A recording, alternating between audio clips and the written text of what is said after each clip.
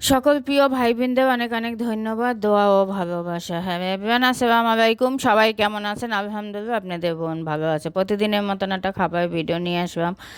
আজকে চাইবে রুটি বানাইছি, আর চাইবে রুটিটা কিন্তু গরুর মাংস দিয়ে অনেক জমে। আর কোরবানির মাংস দিয়ে আর চাইবে রুটি আমাদের বরিশালে কিন্তু সবাই অনেক পছন্দ করে। সবাই কোরবানির সময় চাইবে রুটিটা খায়। আমি চাই রুটি মুটি এত বেশি পছন্দ করি না, আমার কাছে ভাতটাই ভালো লাগে, কিন্তু মাঝে মাঝে খাইতে মন চায়। যাই হোক, মাংসটা রান্না করছি, সাথে যদি চাইবে রুটি না বানাইতে হবে কি জমে। সাথে এই মাংসটা আমার সোনাই দিছিল, সেই মাংসটাই ওই যে রক খাইতে চাইছিলাম, মোটা মোটা রক রান্না আমার কাছে অনেক ভালো লাগে। সেই রক রান্না করলাম, তাই চাইবে রুটি দিয়ে খাইলাম, অনেক মজা লাগলো। আর চাইবে রুটিটা কিন্তু আমি অনেক নরম করে বানাই। আমার চাইবে রুটি কিন্তু শক্ত হয় না, কিন্তু শক্তটাও ভালো লাগে। কিন্তু নরম রুটি হইলে 2 দিন 3 দিন খাওয়া যায়, কোনো সমস্যা নাই। একটু বেশি করে সিদ্ধ করতে হয়, তাহলে একদম নরম সফট হয়।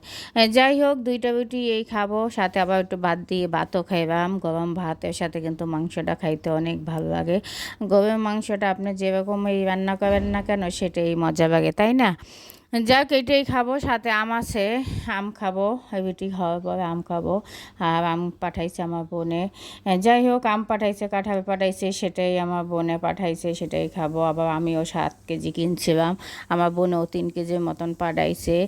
যাই হোক, 10 কেজি আম ঘরে আছে, আবার শেষ হবে আবার নিয়ে আসবো। আম তো আমার খুবই পছন্দ থাকে।